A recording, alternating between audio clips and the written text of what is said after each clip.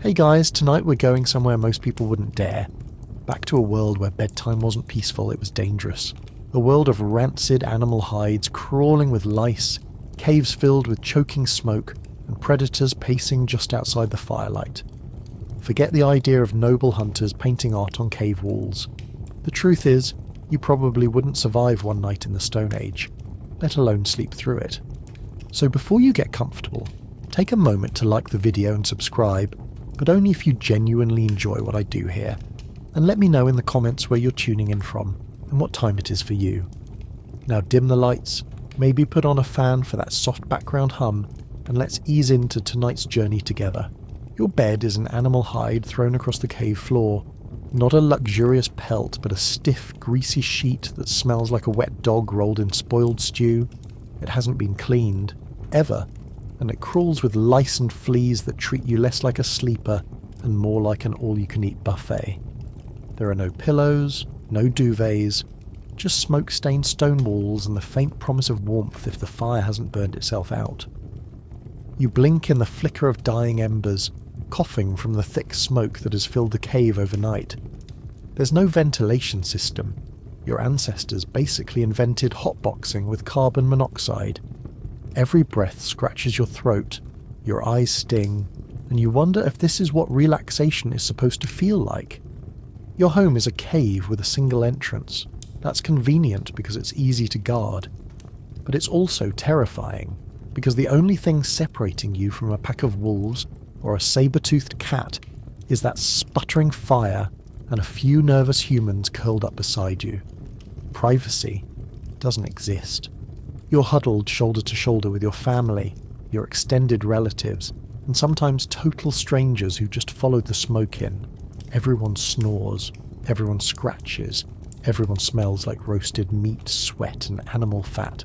And then there's the decor. Bones. Everywhere. The floor is scattered with cracked antlers, gnawed femurs, and bits of old meals. Some were left behind on purpose. Archaeologists believe that piles of bones help deter scavengers and predators. To you, it just feels like lying down in a butcher shop. The fire should be comforting, but it's more of a gamble. Too small and you freeze. Too big, and the cave fills with smoke thick enough to choke you awake, and someone has to stay up to keep it alive. That unlucky someone is usually you. Congratulations, you've just been drafted into the Stone Age night shift. This wasn't just about comfort. Sleep was survival. Researchers suggest early humans often slept in short bursts, waking frequently to check for danger. Think of it as prehistoric insomnia with teeth outside the door. And if you did drift off, there was a good chance you'd wake up shivering, coughing, or scratching yourself raw. The absurd part is that this was normal. This was life. You weren't expected to sleep 8 hours in peace. You were expected to collapse when exhaustion won, and hope morning came before something worse did. And as you lie there on your rancid hide, eyes burning from smoke, stomach growling, and skin alive with parasites, you realize something chilling. This isn't a nightmare. This is bedtime. And if you think huddling under insect-infested hides was bad, wait until you find out how cavemen handled warmth.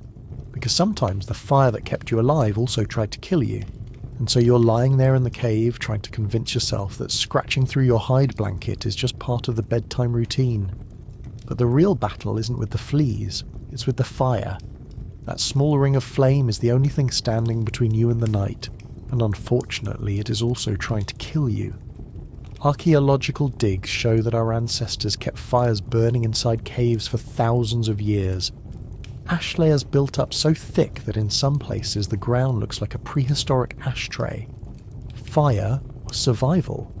It kept predators at bay, kept the cave warm, and cooked whatever half-charred hunk of meat passed as dinner. But here's the problem. Without chimneys or vents, that same fire filled caves with thick, choking smoke.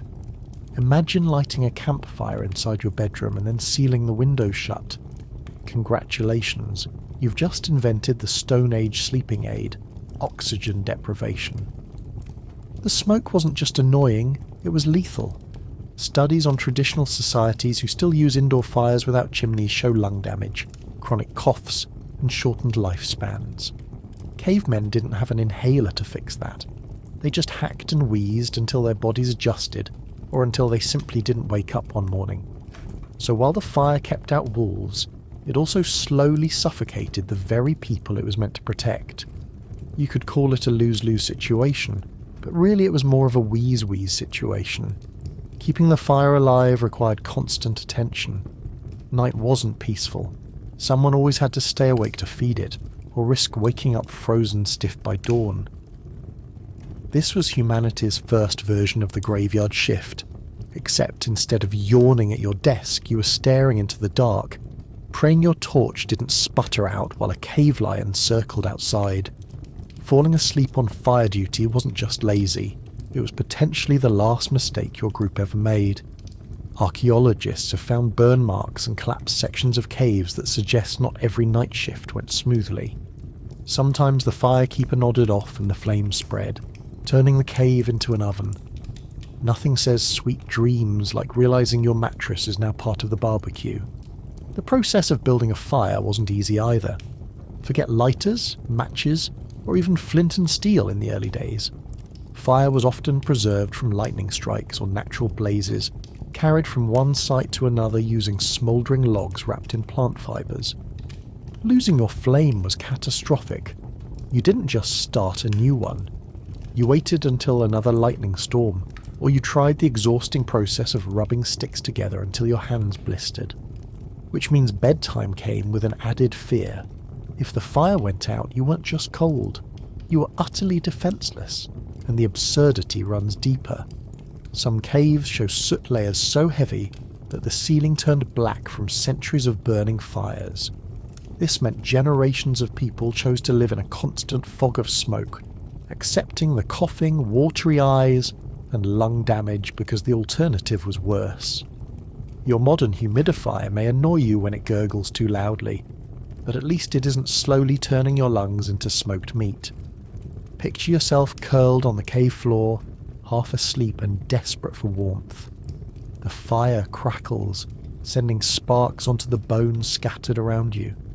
The smoke stings your eyes, and your throat feels raw, but you force yourself to stay near it because the cold in the corners is unbearable. Every so often you hear the snap of branches outside, the low growl of something circling, and you're reminded that without this smoke-filled misery you'd already be dead. And here's the part that rarely gets mentioned. Fire didn't just protect you from predators, it attracted them. Archaeologists suggest that the light of fire could draw curious animals toward the cave, sniffing for scraps or testing the edge of the flames. Imagine finally drifting into a shallow sleep, only to hear a hyena laugh outside, growing louder as it prowls closer. Fire was a beacon as much as a barrier. You had to gamble each night whether it would keep danger away or invite it right to your doorstep. The reality is that sleep in the Stone Age wasn't restorative. It was fractured, smoky, and tense. Anthropologists studying hunter-gatherer groups today suggest that our ancestors often slept in 2 or 3 chunks throughout the night. Light sleep, frequent waking, constant listening. Deep REM cycles were rare luxuries. You weren't recharging for the day ahead, you were simply collapsing into short bursts of unconsciousness while your body fought fleas, smoke, and fear. And as you lie there coughing, your blanket reeking, your throat raw, and your ears straining for every sound beyond the firelight, you begin to realise something. In the Stone Age, falling asleep was the most dangerous thing you could do, but if you thought the fire was dangerous, just wait until you discover what was living inside those caves with you. Because predators weren't the only nighttime guests. The fire sputters beside you, coughing smoke into the air, and as your eyes water, you notice something that makes you even less relaxed. You're not alone in this cave. Sure, there are your fellow humans curled up beside you, but the shadows at the edge of the light hold other things, and unlike you, they did not come here to sleep. Caves were not just homes for prehistoric people. They were already occupied long before humans moved in. Bears, hyenas, and lions all used caves as dens, and many of them weren't exactly thrilled about sharing. Archaeologists have uncovered entire cave systems where human remains are layered right alongside the bones of hyenas or lions. In some cases, the scratch marks on the wall suggest battles were fought right inside the sleeping chamber. Imagine drifting into uneasy slumber and waking to find your landlord is a cave bear weighing half a ton. Rent in the Stone Age wasn't paid in money, it was paid in blood. One of the most famous sites, Chauvet Cave in France, is filled with paintings of lions and bears. But those weren't just doodles. They reflected the reality that predators claimed the same spaces humans wanted. Hyena dens discovered in Europe show gnawed human bones, proof that these roommates sometimes treated you less like a neighbour and more like a snack. When you curled up on the cold floor, you weren't just sharing space with your family, you were sleeping on top of the feeding ground of something bigger, hungrier, and better equipped with teeth. And yet, humans still chose caves. Why?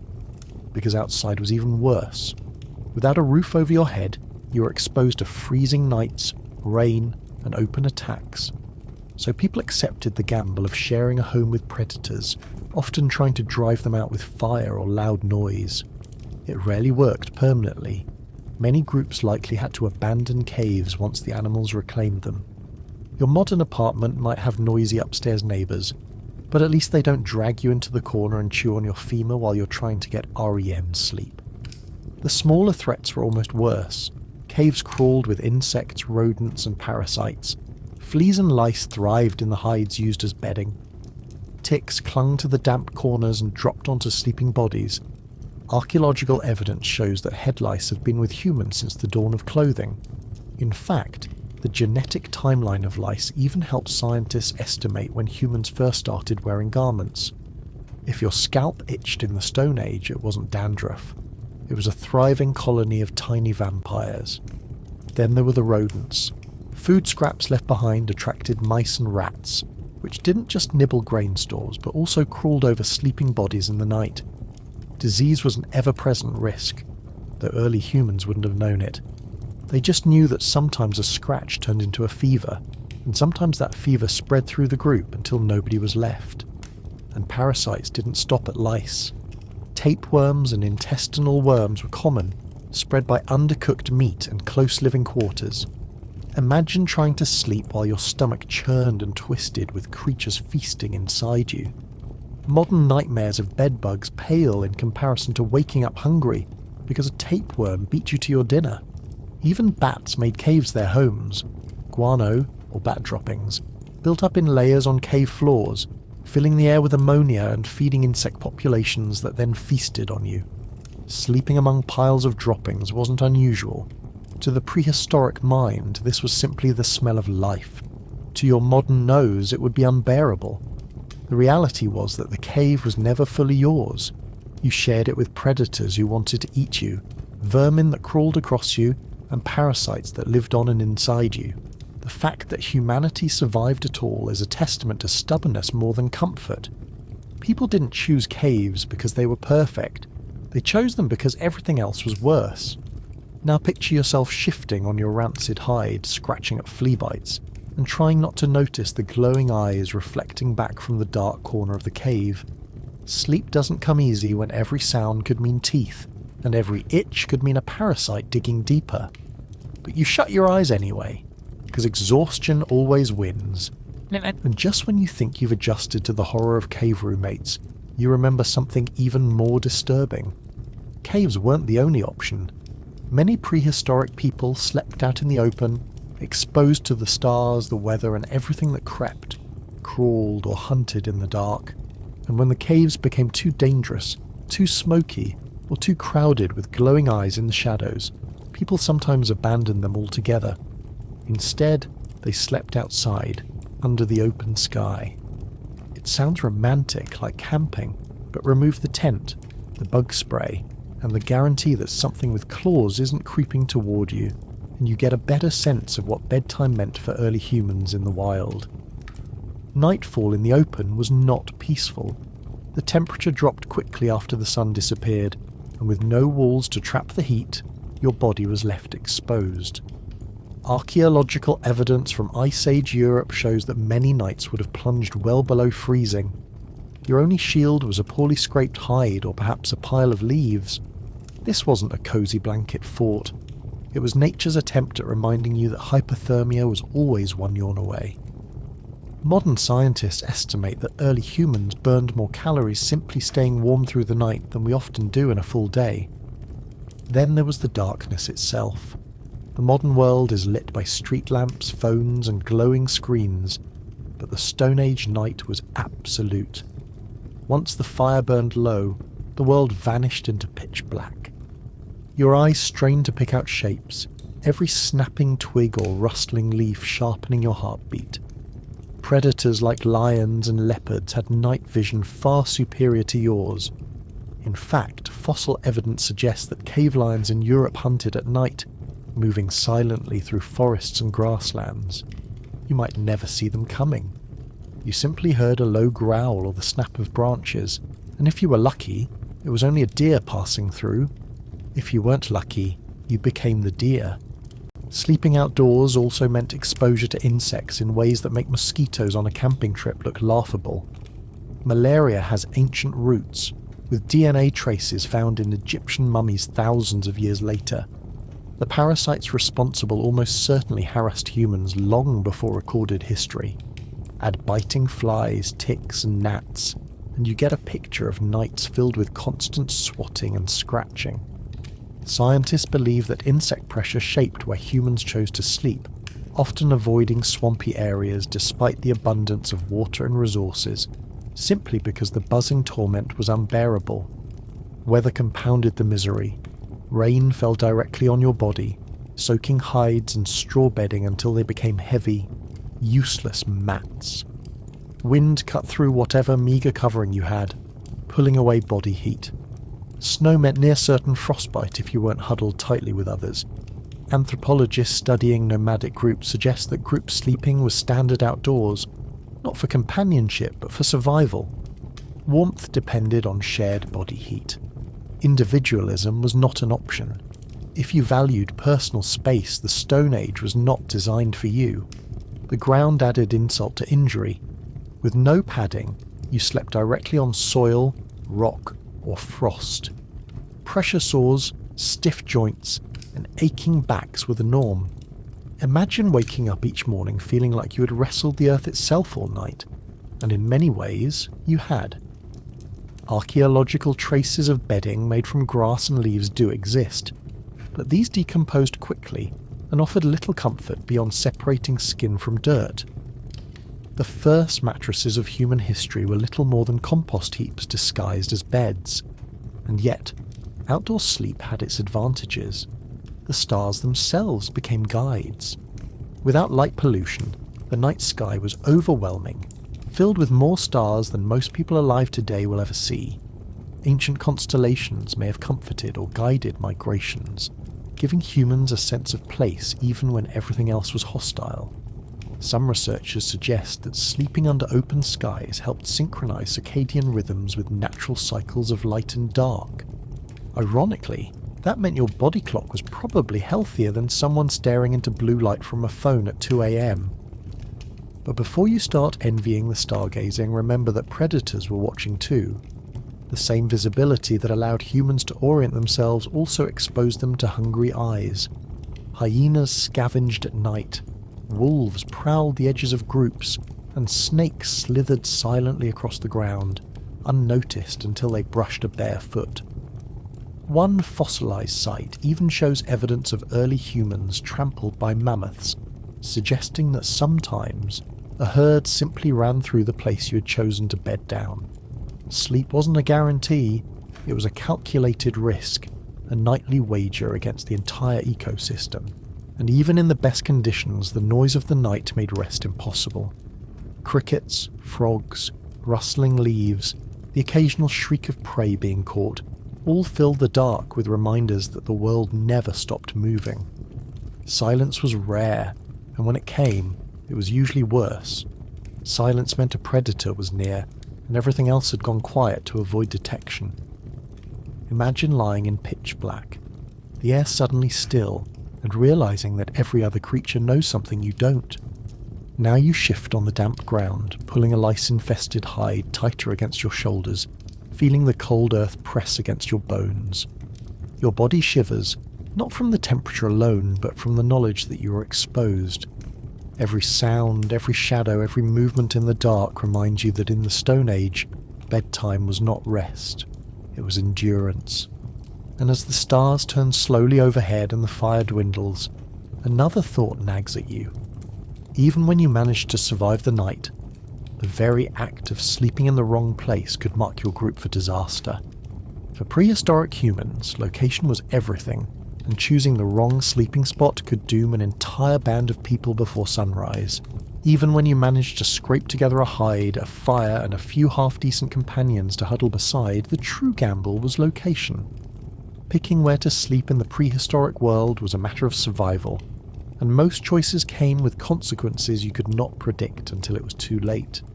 Archaeologists studying early human sites have found that people often gravitated to cliff edges, rock shelters, and elevated ridges.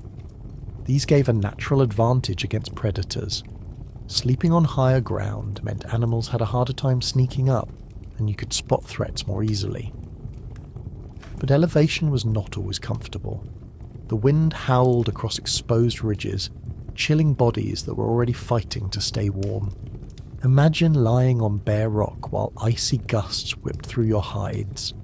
The strategic advantage might save your group, but your joints would ache as though you had been beaten with stones, which, in a sense, you had. Floods were another danger.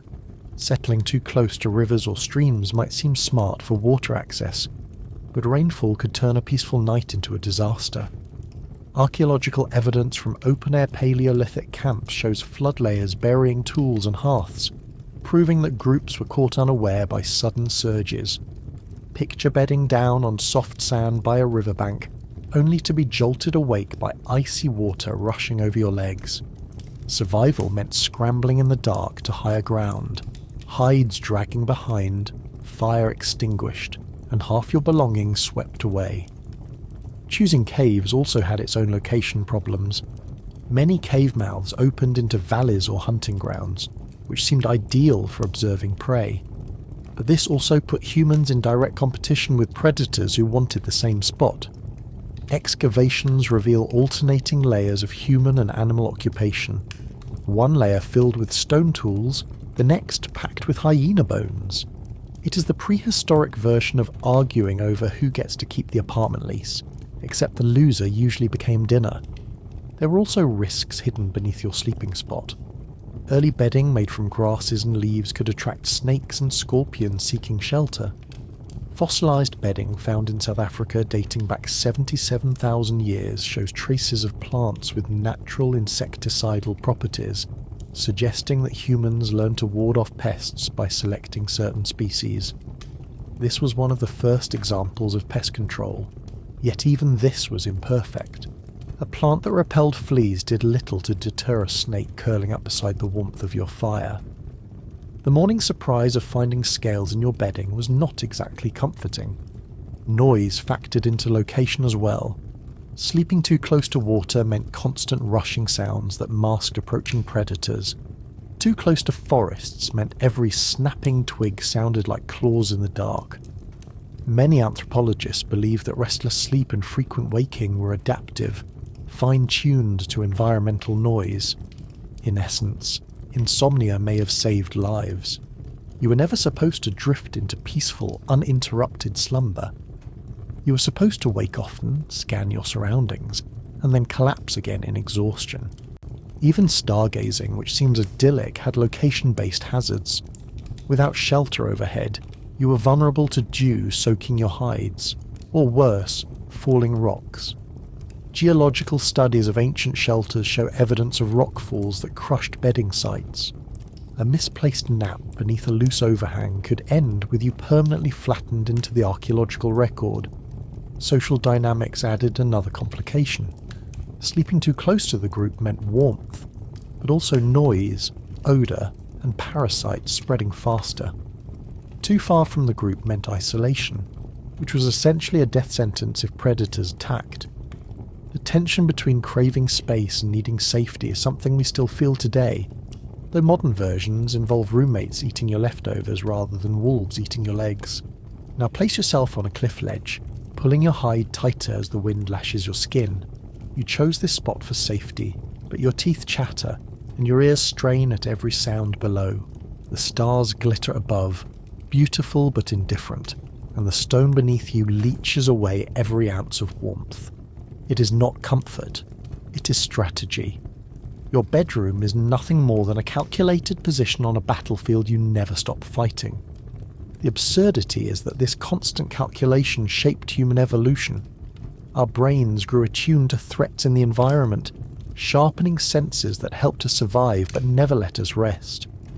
Anthropologists argue that this is why even today people often sleep poorly in new environments, a phenomenon called the first night effect. Your brain keeps one hemisphere more alert, scanning for danger. You may not be on a cliff ledge anymore, but the wiring is the same. Your ancestors slept like prey, and so do you. And as dawn finally creeps across the horizon, you realise the truth. Sleep was never about luxury in the Stone Age. It was about finding the least terrible option, whether that meant freezing on a cliff, drowning in a floodplain, or choking in a cave. Each night was a new negotiation with the world, and the world rarely offered mercy. But location was not the only gamble. Even if you picked the right spot, what you slept on could betray you. For early humans, bedding itself was both a lifesaver and a liability, and the materials they chose revealed just how inventive and desperate they really were. Even after picking the right cave or ledge, the ground itself refused to show kindness. Bare stone and hard-packed earth left bodies aching, so our ancestors began experimenting with something deceptively simple. They made bedding. Not mattresses as you know them, but layered bundles of grasses, leaves and ash, arranged in heaps where entire families collapsed together. Archaeologists in South Africa uncovered one of the oldest known beds dating back 77,000 years. It was made from sedge plants stacked thick on the cave floor and covered with ashes. That ash was not accidental. It repelled insects, especially crawling pests like fleas and ticks. Long before bug spray, humans realised that burning wood down to powder created a protective barrier. Bedtime came with its own version of pest control, even if it left your body smeared in grey dust. But these grass beds were not cosy. They decomposed quickly, becoming damp, mouldy and crawling with creatures. To lie on one was to accept that your night would smell like rotting vegetation. Each morning the bedding had to be rebuilt, stripped of decayed layers, and covered again with fresh cuttings. Sleep itself became another form of daily labour, a chore as demanding as hunting or gathering.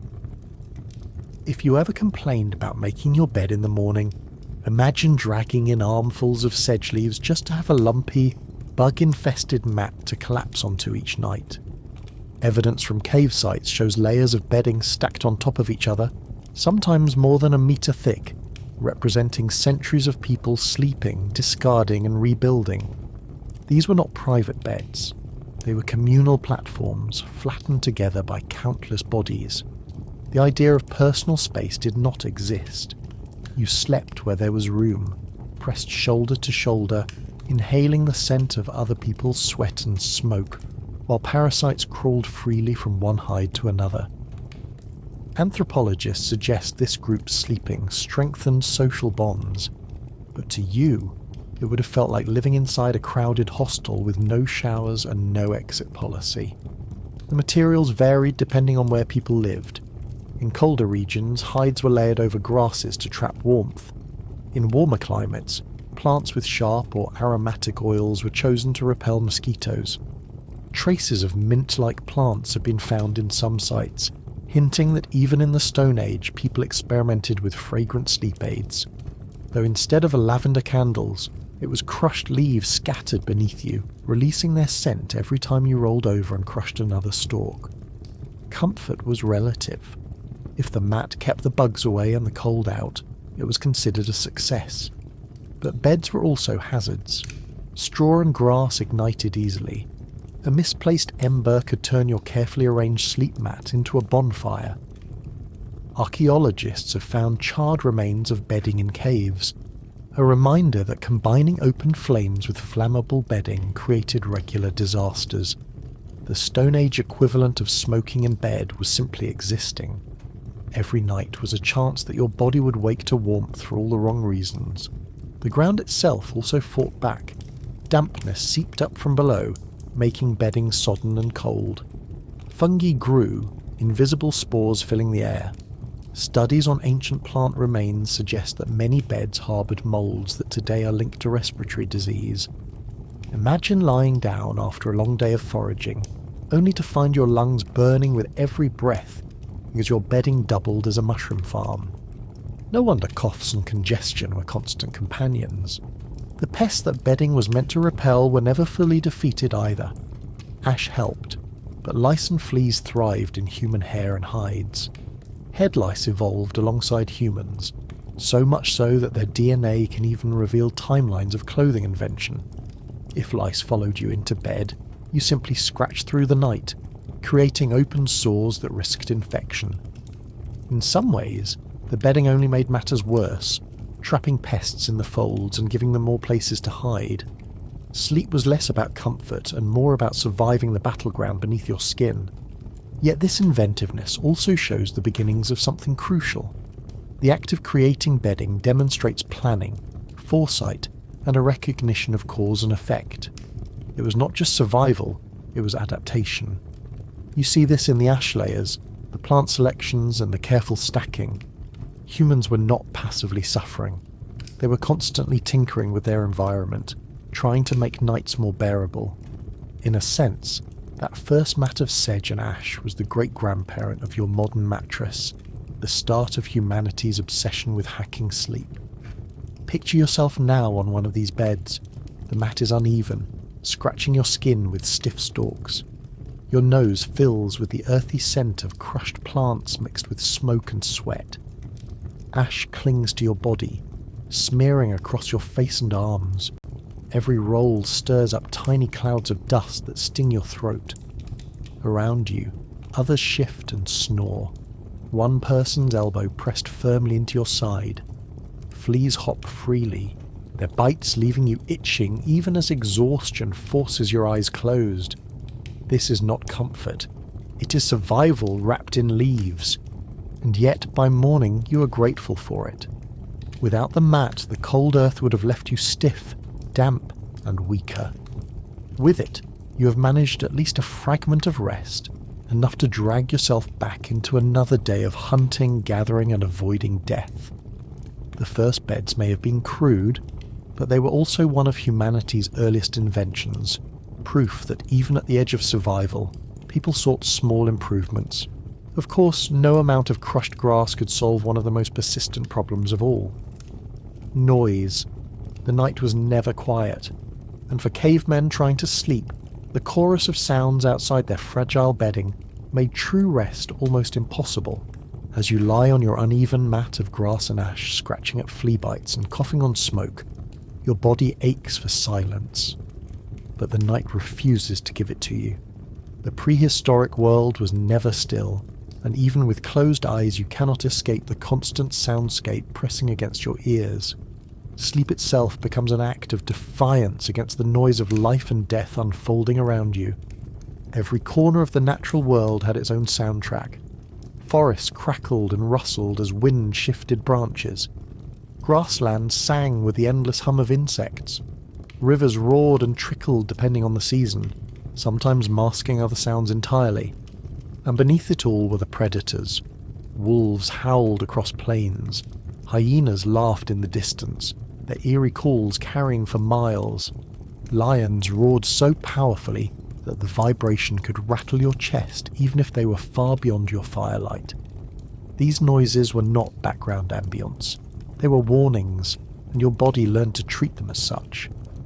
Anthropologists studying modern hunter-gatherer groups note that people often wake multiple times during the night, not from physical discomfort, but from sound. It is a survival instinct baked into human wiring.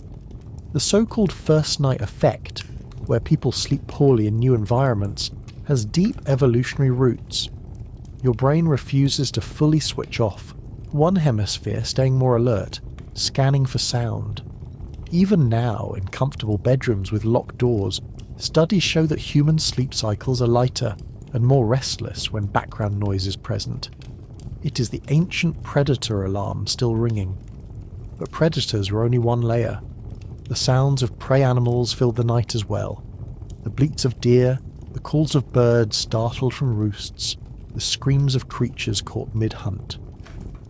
Archaeological findings suggest that humans sometimes followed these noises, using them as unintentional alarm clocks to locate kills or threats nearby. Yet when you were the one trying to sleep, it meant your dreams were interrupted by the panicked shrieks of something being torn apart. Not exactly a lullaby. Insects added their own relentless chorus. Mosquitoes whined near ears, gnats buzzed in clouds, crickets chirped without pause. These sounds may seem small compared to roaring predators, but they built a constant agitation. Evidence of malaria parasites in ancient remains shows that these buzzing torments were not just nuisances, but harbingers of disease. Every whine carried the risk of fever and chills that could sweep through your group. Falling asleep to that sound meant gambling with infection. Inside caves, the acoustics made matters worse. The drip of water echoed endlessly, magnified into hollow thuds that kept nerves on edge. Snakes slithering across stone amplified into whispers of movement. Bats fluttered overhead, their squeaks bouncing off walls.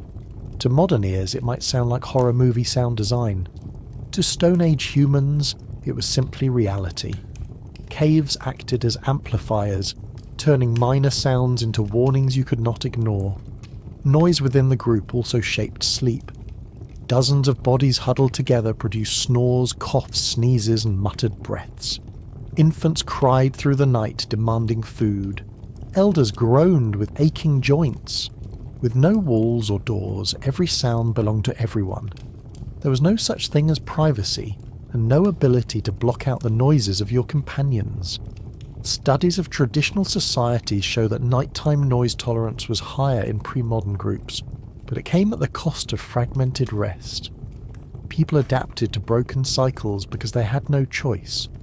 The inability to escape noise meant that vigilance never ended. Your brain became tuned to patterns, distinguishing between normal background sound and sudden shifts. A pause in cricket song could mean an approaching predator. A distant rumble could mean a herd moving through.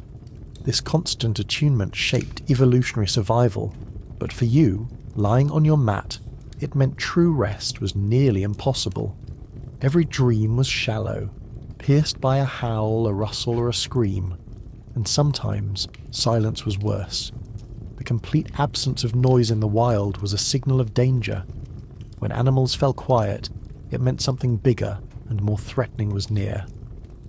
Imagine lying in darkness, your group whispering into silence, and realizing that every creature around you is frozen, waiting, because something unseen has entered the area. That kind of silence is not peace. It is a warning that claws are closer than you want to believe. Noise also dictated group safety. Sleeping humans often arranged themselves in clusters, with lighter sleepers on the edges, ready to respond to sound. Anthropologists call this a sentinel system. Evidence suggests that in hunter-gatherer societies, there was almost always someone awake at any given time. Not because they volunteered, but because the environment refused to let everyone rest simultaneously. In essence, humanity's first alarm clock was the collective restlessness of the group. Picture yourself there, trying to drift off. The mat beneath you prickles your skin. The cave drips with echoes. A wolf howls in the distance, answered by another closer than you would like. A bat swoops overhead. A baby stirs and wails, setting off a chain of coughs and grumbles. Then, suddenly, everything outside falls quiet. Your chest tightens and your ears strain, waiting for the sound that will follow. The prehistoric night never lets you forget what you are. Not a predator, prey that dares to close its eyes. And yet, the brain adapted. Humans learned to survive on fractured rest, stringing together scraps of sleep into enough energy to push through the next day. The chaos of the soundscape shaped your very biology, teaching you to endure exhaustion as a normal condition. But the Stone Age still had one more cruel trick for those seeking rest. Even when the noise subsided, the temperature was always waiting to make sure comfort never lasted long. You shift on your ash-filled mat, body half awake, ears still tuned to the restless sounds around you. But now a new misery gnaws at you, one that requires no predator to feel deadly: the temperature. Sleep in the Stone Age was less about drifting into dreams and more about surviving the extreme swings of the natural world. The Ice Age shaped much of human prehistory, and nights were viciously cold. Temperatures plummeted after the sun sank, sometimes dropping below freezing even in areas that now feel temperate. Bones discovered in ancient shelters show signs of frostbite, with digits missing from hands and feet, likely sacrificed to the night's chill. For warmth, people clung together beneath hides, turning group sleep into a survival strategy. Modern anthropologists studying the Sand people of southern Africa note that communal sleeping helps retain body heat, with individuals rotating toward the center of the cluster during the coldest hours. The concept of personal space did not exist. You slept with the group, or you froze, and yet the heat could be just as punishing. In equatorial zones where early humans thrived, night brought humid swelter rather than icy chill. Sleeping bodies sweated profusely, soaking through hides and mats. Mosquitoes thrived in this climate, feasting on exposed flesh. In hot regions, groups often slept lightly, rising and resting in short cycles through the night to cope with the discomfort. Anthropologists call this segmented sleep, and it may explain why some cultures still nap during the day. In truth, the body was simply never allowed uninterrupted comfort. Cold nights demanded fire, but fire came with its own suffocating side effects. Too close to the flames and you risked burns or inhaling smoke thick enough to leave lungs raw. Too far, and the frost crept into your bones. Archaeological traces of burn scars on bones hint that falling asleep too close to the hearth left people permanently marked. In some cases, entire bedding mats were found scorched, proof that fire and fatigue mixed poorly. Sleep meant walking a fine line between hypothermia and accidental immolation. To combat the cold, hides were layered, but hides brought parasites and stench, and they rarely covered enough of the body to protect against drafts. The thickness of a mammoth skin might trap warmth, but carrying it into camp was laborious, and sharing it with others meant constant arguments over who deserved the warmest spot. The unlucky sleeper on the edge became the group's insulation, their exposed back against the cold wind sneaking into the cave mouth. Survival was a social hierarchy carved in body heat. Evidence of ash layers in bedding reveals another adaptation. By sleeping on ashes, people insulated themselves against ground chill, which otherwise sucked warmth directly from the body. Modern camping proves the same principle. The ground can make you colder than the air. Early humans had no foam pads or sleeping bags, only burnt remains of fire pits spread beneath them like primitive heating pads. It worked, but it left bodies streaked in soot and noses filled with acrid smells. Bedtime became a sensory assault, less about rest and more about not becoming an ice sculpture by morning. Clothing too was a limited defense. Genetic studies on lice suggest humans began wearing sewn clothing roughly 170,000 years ago, during the colder stretches of the Ice Age. Before that, hides were draped loosely, offering little insulation. Imagine trying to sleep in sub-zero weather with nothing more than a greasy animal skin barely covering your body. The evolution of sewing needles made of bone was not a trivial hobby. It was the difference between enduring a winter's night and not waking up at all. And the cruelest irony, sleep itself made you more vulnerable to temperature. During rest, the body's core temperature naturally drops. This biological rhythm, useful in warm beds today, became dangerous in caves and open shelters. Falling asleep meant your body cooled further, dragging you closer to hypothermia. Anthropologists studying groups in cold climates note that people often resisted deep sleep in freezing conditions, waking frequently to shift closer to fires or other bodies. Even unconsciousness was a risk factor. In hot climates, the reverse was true. Sweating during sleep led to dehydration. Without modern access to water on demand, groups risked exhaustion and weakness the following day. Sleep cycles fractured further, leaving people in half-conscious states as they rose repeatedly to drink, swat insects, or move to cooler ground. Fossil pollen samples show humans sometimes built bedding near breezes or rivers to mitigate this. But those locations came with predator risks. Once again, every solution simply shifted the suffering.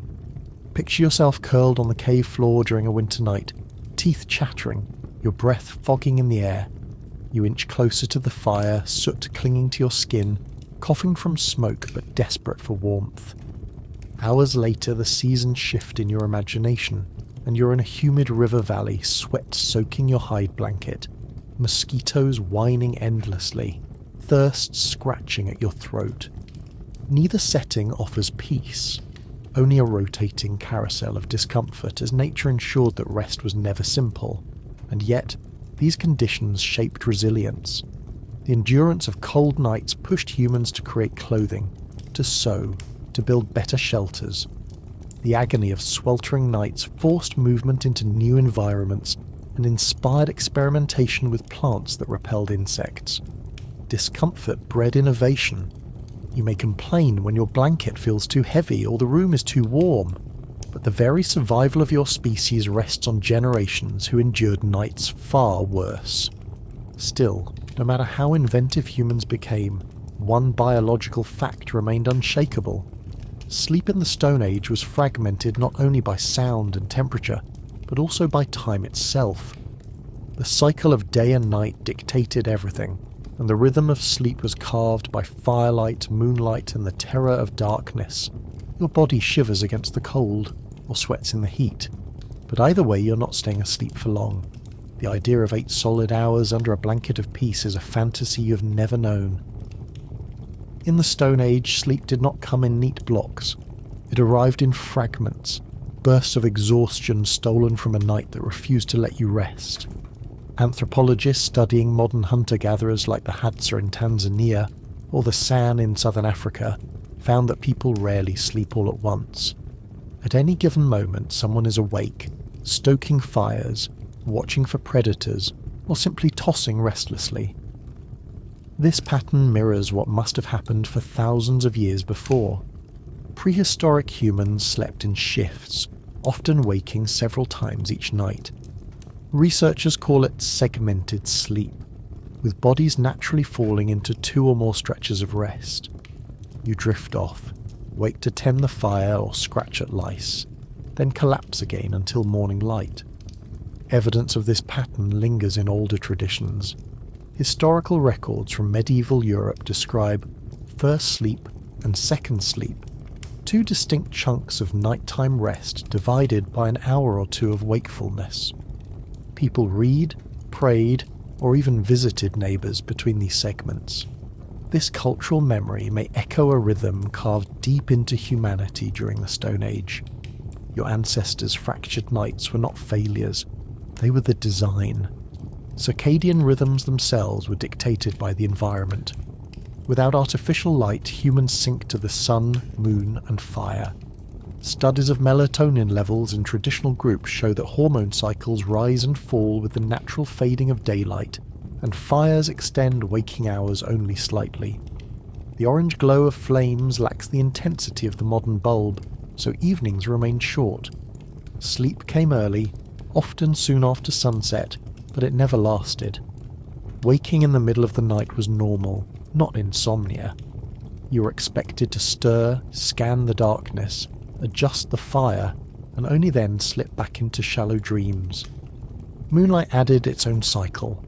Full moons flooded camps with silver light, and anthropologists note that sleep decreases during these phases. For prehistoric people, a bright moon meant increased predator activity and increased anxiety. Nights of full moons were noisy, restless, filled with shadows moving across the ground. The lunar rhythm carved itself into human behaviour so deeply that even today studies show people sleep less during full moons, regardless of electric light. The body still remembers. Then there were the seasons.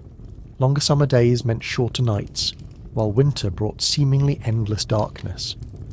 Ancient remains from northern latitudes suggest that people endured long, cold nights by piling into shelters, their sleep extending into near hibernation.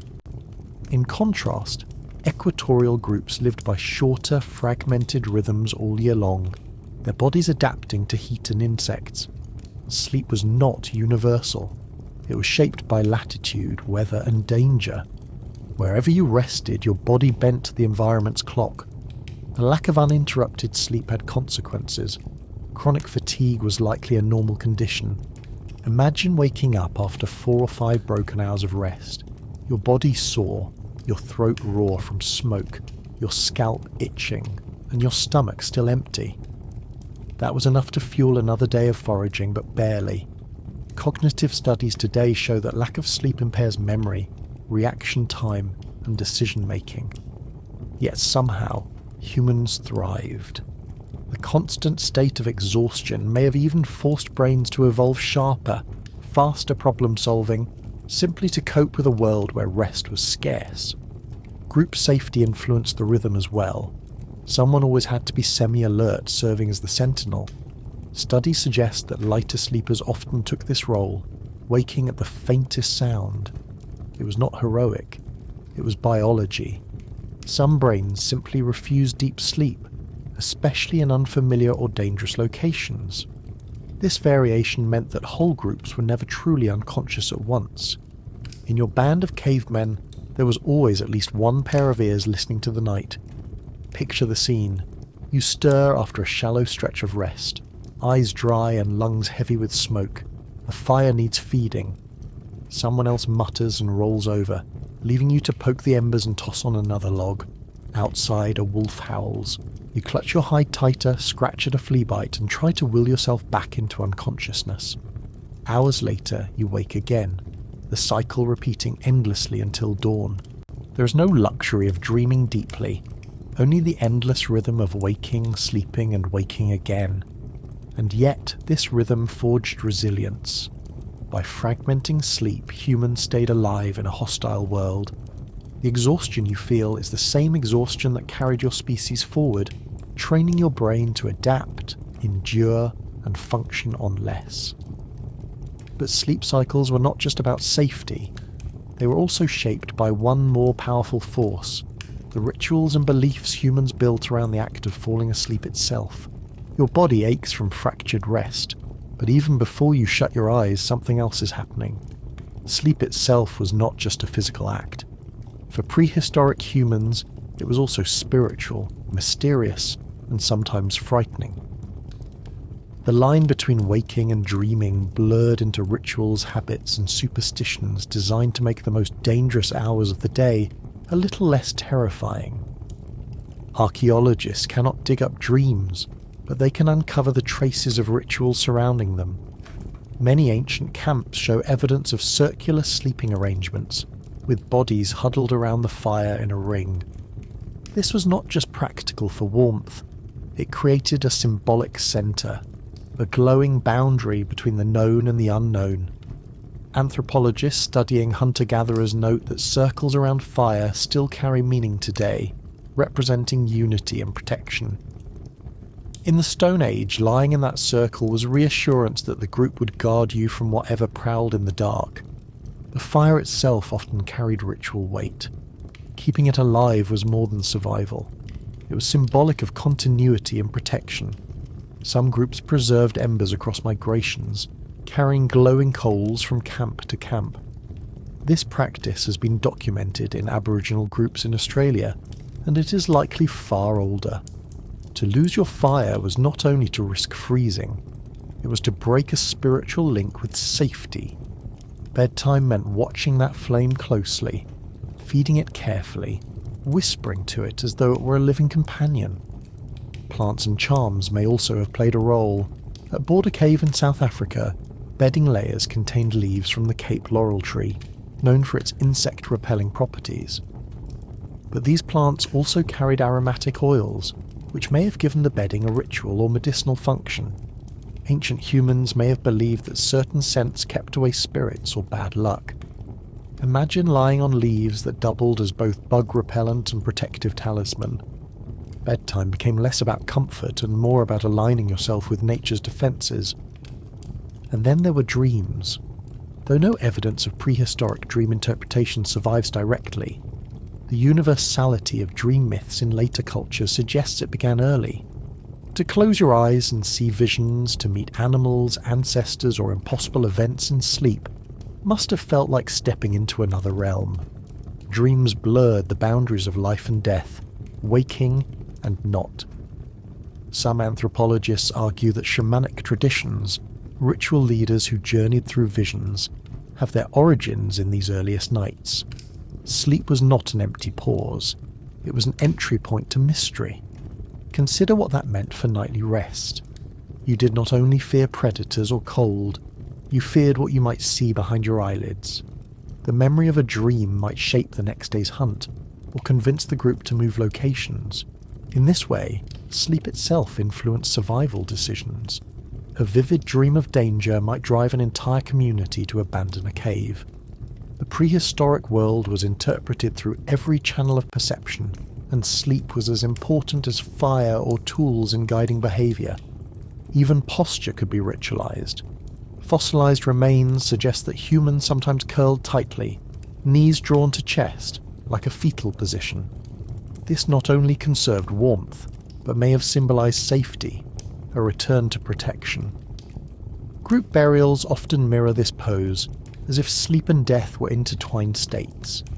To sleep curled on the cave floor was to mimic the position you might take in the grave, and perhaps that blurred boundary carried deep meaning. The rituals extended beyond the night. Awakening itself could be charged with symbolism. In later hunter-gatherer societies, waking early was tied to preparing offerings, singing to greet the sun, or performing morning tasks that carried spiritual weight. It is not hard to imagine prehistoric humans beginning the day with gestures that gave meaning to survival.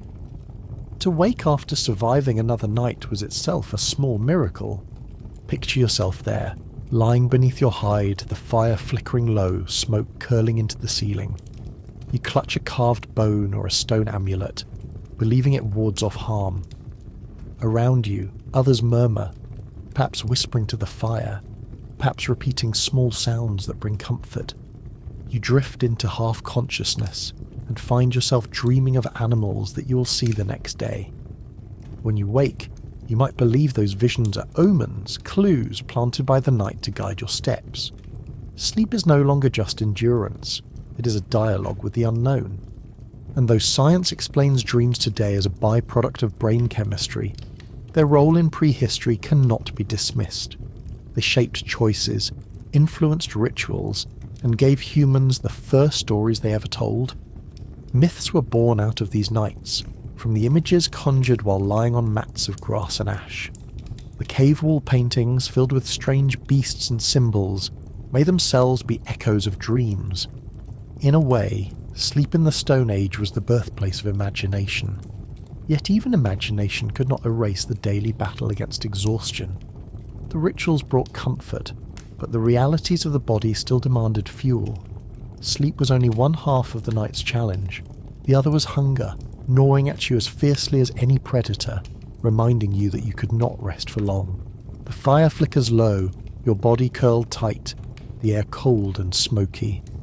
You try to relax into shallow sleep, but a new disturbance gnaws at you from the inside.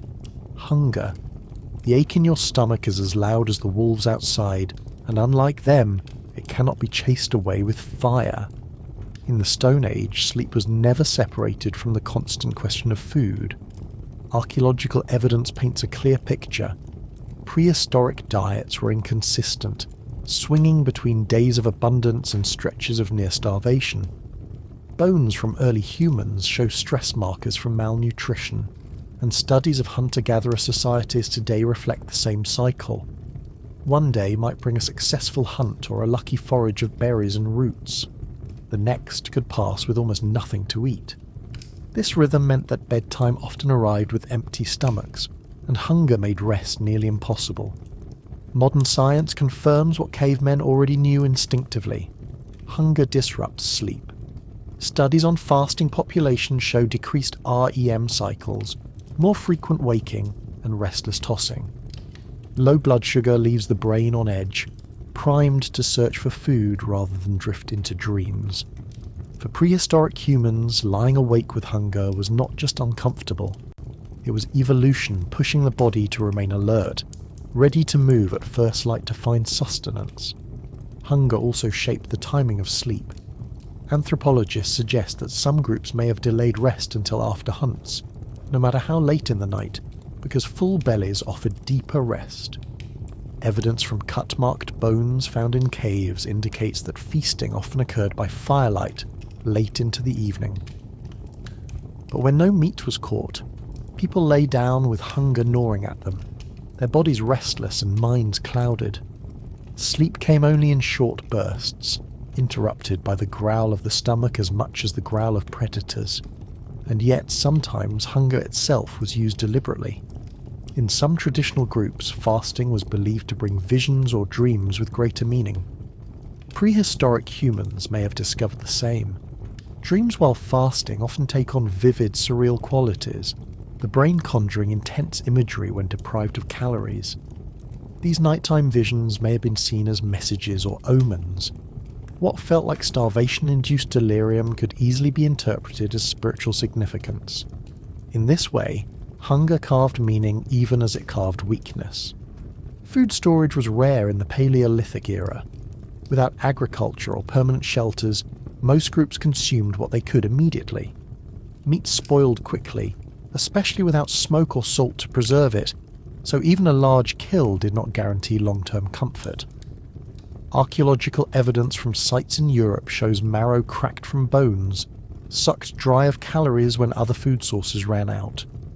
Imagine gnawing a bone late at night by the dying fire, not because you enjoyed it, but because it was all that kept your stomach from tearing itself apart. This constant scarcity created sleep strategies. Some anthropologists suggest that humans evolved biphasic sleep patterns partly to check food resources during the night. Waking midway through rest allowed people to stoke fires, but also to nibble on stored roots, berries, or scraps. In essence, midnight snacking is as old as humanity itself. The difference is that your ancestors did not stumble to a refrigerator. They chewed on a hardened piece of dried root and prayed it was not poisonous. Poison itself was another hazard. In desperate times, people consumed plants they only half understood. Archaeological studies of dental tartar in Neanderthals reveal traces of bitter plants with medicinal or toxic properties. Eating them may have dulled hunger or served as crude medicine, but side effects likely included nausea and stomach pain. Picture trying to sleep while your body twists in cramps from an experiment with unknown roots. Sleep became a gamble with digestion as much as with predators. Feasting brought its own disruptions. On the rare days when hunts succeeded spectacularly, bellies swelled with roasted meat. Overeating after scarcity was natural, but digestion in the night often meant discomfort. The fire crackled, bodies lay sprawled in contentment, but sleep came shallow, interrupted by bloating and the constant shifting of bodies too full to rest properly. Even abundance was no guarantee of peace. The cycle of hunger and fullness never truly aligned with rest. Now imagine yourself in that circle, body curled on grass and hide, your stomach empty and cramping. The sound of your own hunger keeps you awake, each pang a reminder that tomorrow's survival depends on finding something edible. Your mind drifts into shallow dreams of food, only to wake in disappointment. Or perhaps you dream vividly of animals, interpreting visions as clues for the hunt. In either case, hunger has invaded your sleep, shaping not only your rest but your imagination. What makes this more absurd is how hunger and sleep became intertwined with survival decisions. A poorly fed group slept worse, and poor sleep meant sluggishness during hunts. Sluggishness meant fewer kills, leading to more hunger. This vicious circle threatened entire communities. Sleep deprivation today might leave you irritable. Back then it left you dead. Hunger at night was not a passing inconvenience. It was the edge of extinction pressing into your ribs. Yet even hunger inspired invention. Some groups began smoking meat or drying plants to last longer, laying the foundation for food storage. Others learned to prioritize fat-rich foods, understanding that fat gave more calories per bite. Archaeological sites reveal cracked skulls where brains were scooped out, prized as calorie-rich feasts. This grim efficiency shows how much nighttime hunger drove human behavior. The pursuit of food was not limited to daylight. It stretched into the very hours meant for rest. And as dawn creeps into the cave, your hunger has not vanished. It has merely followed you from night into day. You rise sluggish, body weak, eyes gritty, but the need for food forces you forward. Sleep, broken and shallow, offers little relief. Hunger has written itself into your body's rhythms, ensuring that in the Stone Age, even dreams could not escape it. But hunger was not the only invisible force to shape prehistoric sleep. The very parasites that lived inside the human body disrupted nights as well, turning rest into a battle against unseen invaders gnawing from within. Your stomach growls in the night, but food is only half the battle. The other half is already inside you. While you lie on your grass mat, swatting fleas and scratching lice, something else stirs beneath the surface. Parasites. The invisible roommates that shared every caveman's body, keeping sleep as restless as the predators outside the cave. Archaeologists and biologists have found that intestinal worms, lice, fleas, and ticks all flourished in prehistoric communities. The evidence hides in soil samples from ancient latrines, in calcified feces called coprolites, and even in the microscopic remnants of bones.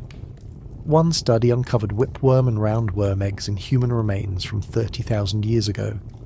These parasites thrived in environments without sanitation, spreading easily through contaminated food, water, and bedding. So when you curled up at night, it was never just you and your tribe. It was you, your fleas, and a colony of worms competing for calories inside your gut. The symptoms made rest miserable.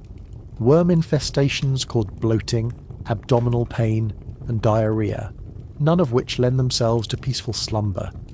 Others induced anemia, leaving bodies weak and shivering even under hides. Some parasites even migrated through the body, their larvae travelling through lungs or skin, creating chronic coughs or itchy sores that flared at night.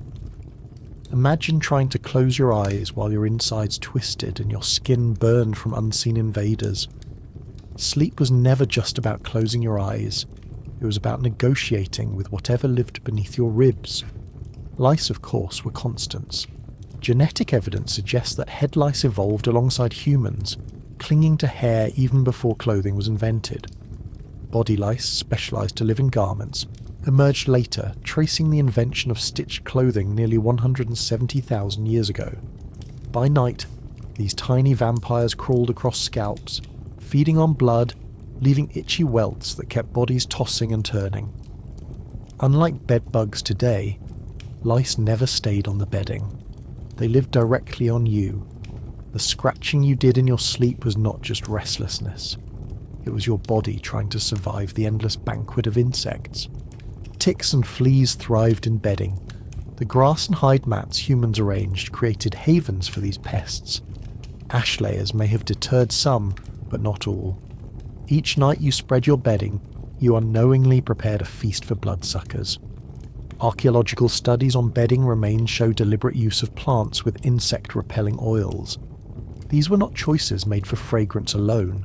They were desperate measures to hold back armies of parasites. Yet the insects always returned, and every night was a fresh invasion. The consequences went beyond itching. Parasites carried disease. While it is difficult to prove exact pathogens in prehistory, modern analogues suggest that lice could transmit fevers, fleas carried bacteria, and worms weakened immune systems. Weakness meant slower hunting, reduced focus, and higher vulnerability to cold. Exhaustion and infection combine to erode survival. Sleep loss today makes you cranky. In the Stone Age, it made you prey. Even more fascinating, parasites may have shaped human evolution. Some researchers argue that chronic infestations trained immune systems, forcing adaptations that helped humans survive other pathogens. The misery of nights spent scratching and tossing was part of a much bigger battle, one that ultimately carved resilience into the species. You were never designed for peaceful, parasite-free sleep. You were designed to endure the crawl of insects and the churn of worms. Picture yourself there, curling under your hide, belly gurgling with parasites competing for your meagre calories. You itch your scalp raw, nails scraping through grime as lice scatter. Your thighs sting with flea bites. You shift and roll, trying to escape, but there is nowhere to go. The bedding wriggles with pests. Your insides churn. The fire smoulders nearby, coughing smoke, and you realize that inside and out, your body is under siege. And yet humans adapted. The use of ashes, insecticidal plants, and smoking hides shows that people fought back. They scratched. They smeared clay on skin to suffocate insects. They chose certain shelters over others to reduce infestations. The war was constant, fought every night in half sleep.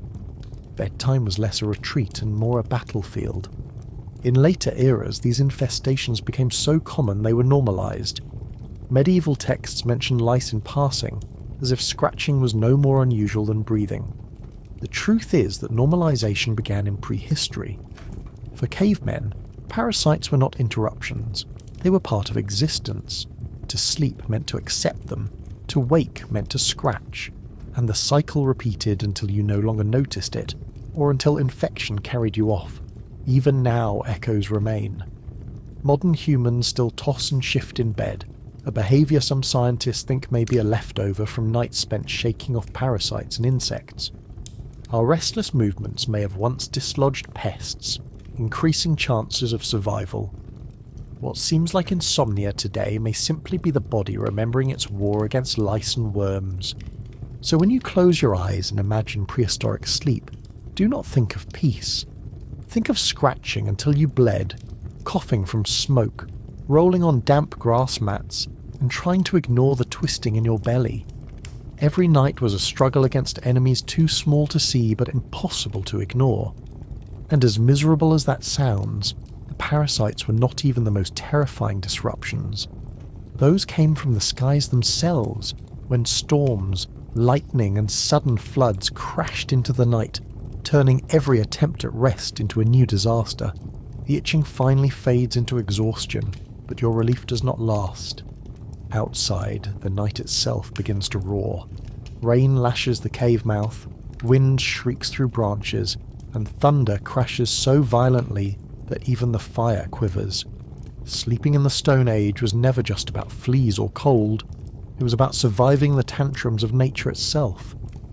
Archaeological records show that many prehistoric shelters were abandoned after floods or rockfalls. Water carved into bedding layers, leaving sudden deposits of mud and silt. Imagine lying on your mat of grass, half asleep, when icy water rushes over your legs. Rivers that seemed calm by day could swell without warning, sweeping away fires, tools, and even bodies. To choose the wrong campsite meant waking up not to dawn, but to drowning. Anthropologists studying flood patterns suggest that early groups learned the hard way, migrating to higher ground only after nights of disaster washed away their shelters. Lightning was just as terrifying. Without scientific explanations, prehistoric humans must have seen storms as battles between sky spirits. Excavations of burned tree stumps and charred soil show that lightning fires were common, sparking blazes that swept through forests and grasslands. At night, thunder cracked so loud it rattled stone walls, shaking entire caves. To sleep through that required more than exhaustion. It required acceptance that the heavens themselves might strike your camp before morning. Windstorms added their own misery. Evidence of rock falls inside caves suggests that wind and weather loosen cliff faces, sending boulders crashing onto bedding sites. One moment you were huddled against the stone for protection. The next, the ceiling itself collapsed. Fossilized remains crushed beneath rubble are grim reminders that even the safest seeming shelters could turn fatal. Sleep never promised safety. It was only an intermission between disasters. Cold rain soaked hides and mats, turning them into heavy, clammy burdens. Fire sputtered in the damp air, leaving smoke without warmth. With no roofs beyond caves and crude shelters, every storm left you shivering in the dark, hair plastered to your skin, water dripping endlessly from cracks overhead. The sound of constant dripping, magnified by cave acoustics, must have felt like torture. It was not the soothing patter modern people imagine. It was an endless reminder that your body was exposed, your fire was failing, and the night had no intention of letting you rest. Snow was worse. During the Ice Age, layers of snow buried shelters, sealing groups inside. Studies of Paleolithic remains suggest that entire communities perished when exits collapsed under heavy drifts. For those who survived, sleep became a battle against suffocation, with fires burning low and oxygen dwindling in enclosed spaces. Imagine lying under hides, breath misting, wondering if the weight pressing above you was snow or the sky itself. Even smaller storms wreaked havoc. Sudden gusts extinguished fires, plunging groups into darkness. Hailstones pelted bodies, leaving bruises and cuts. Lightning flashes illuminated predators on the horizon, their glowing eyes visible only in fragments of light. Each strike must have felt like a cruel spotlight, revealing how fragile you really were. And the absurdity is that humans adapted by turning disaster into ritual. Some anthropologists suggest that storm noises inspired drumming, with groups mimicking thunder as part of early ceremonies. Fire created by lightning was often preserved as sacred, carried long after the storm had passed. In this way, even destruction became woven into survival. The storm that kept you awake one night might give you fire to keep you alive the next. But none of that erased the fear. Picture yourself in the cave now, storm raging outside.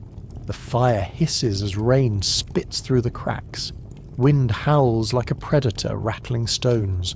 Water trickles through the bedding until your mat of grass turns into a swamp. Every roll in the night leaves your skin colder, wetter, more desperate for warmth. Thunder crashes again, so close that the cave vibrates. Sleep is not just broken, it is impossible, and if the storm does not kill you outright, it may mark you for predators. Archaeological studies suggest that scavengers often followed floods, picking off the weak and displaced. Imagine staggering from your ruined shelter at dawn, shivering, hungry, only to find hyenas already circling the wreckage. The storm was not the end, it was the invitation. Yet remarkably, these disasters shaped resilience.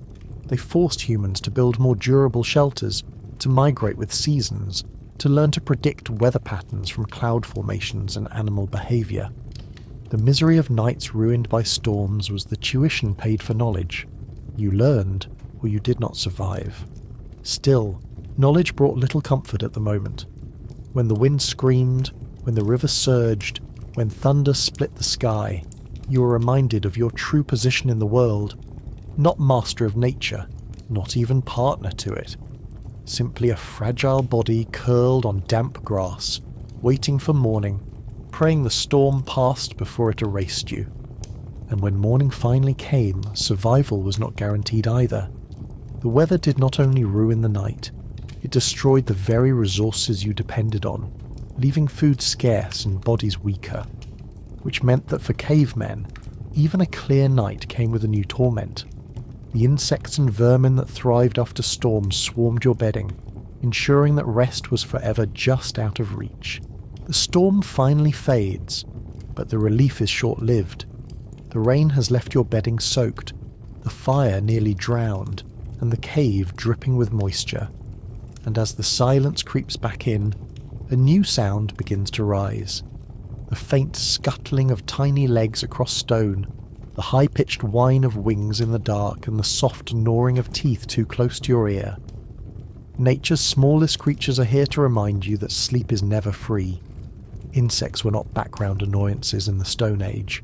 They were constant forces shaping survival. Mosquitoes, lice, fleas, and flies thrived in the damp aftermath of storms. Archaeological evidence from preserved remains shows parasites embedded in coprolites, in hair, and even in the soil around ancient camps. Scientists studying the genetics of lice have confirmed that these creatures have been with humans since the dawn of clothing, feeding on scalps and crawling into bedding. The simple act of lying down was an invitation for vermin to turn your body into an all-night buffet. Mosquitoes carried more than irritation. Malaria, one of the deadliest diseases in human history, traces back tens of thousands of years. Fossilized evidence suggests that the parasite plagued early humans long before agriculture spread it wider. A single bite carried fevers, chills and sweats that left bodies weak and delirious. Try sleeping while shivering uncontrollably, soaked in sweat, with the constant buzz of mosquitoes hovering at your ears. The Stone Age night was less a lullaby and more a medical trial you never signed up for. Flies were another torment. Drawn by waste and rotting food, they swarmed caves and open shelters alike. Archaeological sites show traces of dung beetles and fly larvae, reminders that human waste and animal remains turned every camp into a breeding ground. Picture trying to rest as clouds of flies hovered over your bedding, crawling across your face, buzzing at your nostrils, leaving you jerking awake again and again. Even the simplest act of closing your mouth could be a defense strategy, lest a fly wander somewhere it did not belong. Rodents joined the assault. Attracted by scraps of food left from hunts or feasts, mice and rats scurried across sleeping bodies in search of crumbs. In later eras, rodents became infamous as carriers of disease, but even in prehistory they spread parasites and contaminated water sources. Gnaw marks on bones from archaeological digs prove that rats fed not only on refuse, but sometimes on the remains of humans themselves. If the thought of a rat skittering across your blanket in the dark feels disturbing, imagine the possibility of waking to find one nibbling your fingers while you slept. Ticks and fleas flourished in bedding. The layers of grass and hides designed to keep you warm became thriving ecosystems for bloodsuckers. Fossilized remains of cave floors reveal ash layers deliberately scattered to repel them, showing that humans were painfully aware of their nightly invasions. Ash helped, but it never stopped the problem. Each night your body itched, each morning your skin bore new welts. Scratching until you bled was as common as breathing, and the absurdity is that these creatures were not mere irritations, they were survival pressures. The constant presence of parasites and vermin forced humans to move frequently, abandoning infested shelters. It shaped migration patterns and settlement decisions. When a cave or a camp grew too vermin-ridden, it was easier to leave than to clean. In this sense, fleas and flies had as much influence on human evolution as predators and climate. The damp aftermath of storms only made it worse. Pools of standing water became mosquito hatcheries. Rotting plants and animal remains gave rise to maggots. Archaeological digs in ancient river valleys reveal layers of organic matter filled with insect remains, proof that floods and rain left behind infestations. What modern people call pest control was, in the Stone Age, pest surrender. You endured them because you had no choice. Now picture yourself in that cave, the fire smouldering weakly, your bedding damp and heavy. A mosquito whines near your ear, followed by another. Flies crawl across your face, their tiny legs tickling your eyelids. Somewhere in the dark, the soft squeak of a rat echoes, followed by the scratch of claws on stone. You shift uncomfortably, fleas biting at your thighs, lice itching at your scalp. Sleep does not come. Only the constant war against creatures so small you cannot fight them, yet so relentless they dominate your night. And yet, humans adapted. Some groups selected plants with natural insecticidal oils, scattering them in bedding. Others used smoke deliberately, burning green wood to drive pests away with acrid fumes, even if it choked their own lungs. Clay smeared on the skin may have served as primitive repellent, suffocating lice or warding off mosquitoes. The creativity born of vermin was astonishing, but none of it solved the problem entirely. At best, it brought you a few hours of relief. At worst, it filled your lungs with smoke while the mosquitoes waited just beyond the haze. The legacy of these nightly battles lingers. Even today, humans react viscerally to the buzz of a mosquito in a quiet room, jolting awake with irritation. That instinct was forged in prehistory, when a single bite could mean fever and death. Our restlessness in the night, our tendency to toss, scratch and stir, may all be echoes of the endless war fought against vermin in caves and on open ground. But as miserable as it was to endure rats in the dark and lice in your scalp, the vermin were not the only nocturnal invaders. Sometimes, the threat came not from insects but from your own kind. For in the Stone Age, even your fellow humans could turn the night into something far more dangerous than sleep. The scratching of lice and the buzz of mosquitoes might keep you tossing, but nothing interrupts sleep like the thought that the person beside you might slit your throat before dawn. In the Stone Age, predators lurked outside the cave, but sometimes the real predators slept inside it, sharing your fire, your food, and your fragile trust. Archaeologists have uncovered brutal evidence of violence among prehistoric humans. Skulls from sites like Jebel Sahaba in Sudan show marks of arrows and spears, suggesting raids and ambushes between groups as far back as 13,000 years ago. In caves across Europe, skeletons bear fractures and trauma consistent with conflict. Sleep was dangerous not only because lions prowled outside, but because rival humans might storm in, hunting you rather than the deer. Lying down at night meant gambling not just with nature but with your neighbours. Anthropologists studying modern hunter-gatherers note that competition for territory, food, and mates often sparked clashes. The same would have been true in prehistory, where resources were scarce and every riverbank or cave mouth was contested ground. Night raids were efficient. Attackers struck when fires burned low, when guards dozed, when exhaustion weighed heavier than vigilance.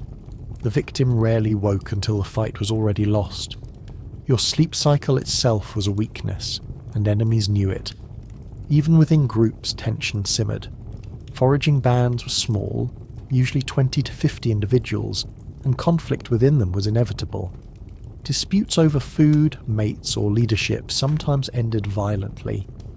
The anthropologist Richard Wrangham has argued that human evolution was shaped by social violence, with coalitions punishing rivals or threats. Now picture what that meant at bedtime. You curled up beside people you depended on, but also people who might resent you, envy you, or blame you. Privacy did not exist. The man snoring beside you was ally and rival both. Trust was fragile, so rituals and sleeping arrangements reinforced it.